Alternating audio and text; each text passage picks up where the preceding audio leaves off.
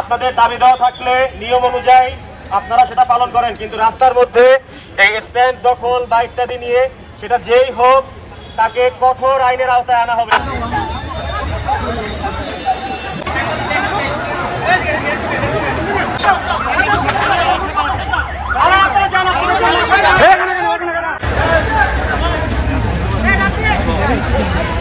বলছি সবাই জনসাধারণ আপনাদের মনোযোগ আকর্ষণ করছি।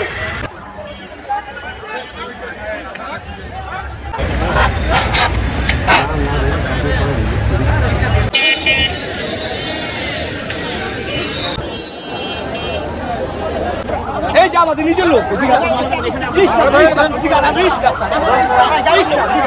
আমরা সুষ্ঠুভাবে চাঁদাবিহীনভাবে যা পারি গাড়ি চালাইতেছিলাম, বুঝলেন। এর মধ্যে এখন তপন তো আমার ছোট ভাই, আমি মহল্লায় থাকা মিশনপাড়া বাড়ি, ছোট ভাই জোর করে অনেককে ফোন দিছে, আমারও ফোন দিচ্ছে, মহসিন ভাই আপনি আমার বড় ভাই আইসা আমার সই দেন।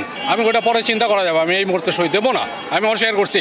তার এখন ওরা আবার নতুন করে পুরনো ওই টাকার লোভটা পেয়ে যে আমাদের বিএনপি আসছি আমরা দখল করব। আমরা সাধারণ মালিক, কেউ বিএনপি করি, আগে জাতীয় পার্টি করতাম, দু একজন আওয়ামী লীগও করতাম, আমাদের মধ্যে দলাল। তারপর আমরা সাধারণ মালিকরা সবাই মিলেমিশে আমরা ব্যবসা করতেছি।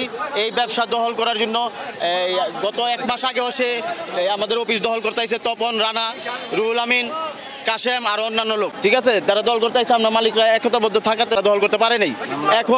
এখন তারা আজকালে তাদের লোক টোক নিয়ে আমাদের সিটি বন্ধনের এই কাউন্টার সিটি বন্ধনের কাউন্টার দখল করছে এবং আমাদের সিটি বন্ধনের কাউন্টার সিটিটা তারা রং দিয়ে মুছা দিছে। আমাদের রোড পারমিট আছে, আমরা সরকারের কর দেই।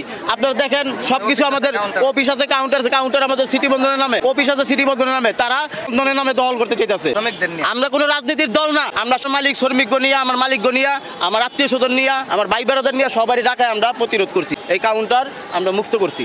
চাই প্রশাসনের কাছে দৃষ্টি আকর্ষণ করছি আমাদের জন্য, আমরা সাধারণ মালিকের জন্য নিরাপত্তা দেয়, ব্যবসা জীবন সুন্দর মতন করতে পারি, এই দাবি আমাদের প্রশাসনের কাছে। আপনাদের বাস কাউন্টারের সামনে মালিক সমিতির 2টা পক্ষ ঝামেলা করতেছিল। উক্ত সংবাদের ভিত্তিতে আমরা সেখানে যাই, গিয়ে 2 পক্ষকেই প্রথমে শান্ত থাকার চেষ্টা করি, তারপরে শান্ত না হলে আমরা যৌথ বাহিনী সমন্বয়ে আমরা ওখানে ডিসপাস করি এবং শক্ত হাতে এটা দমন করি। আমরা 7-8 জনকে অ্যারেস্ট করেছি।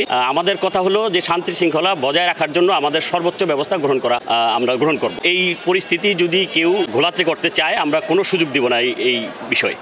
সুতরাং সবাইকে শান্ত থাকার আহ্বান জানাচ্ছি। না, এখন পর্যন্ত অভিযোগ নাই, অভিযোগ পাওয়া গেলে আমরা ব্যবস্থা নিব।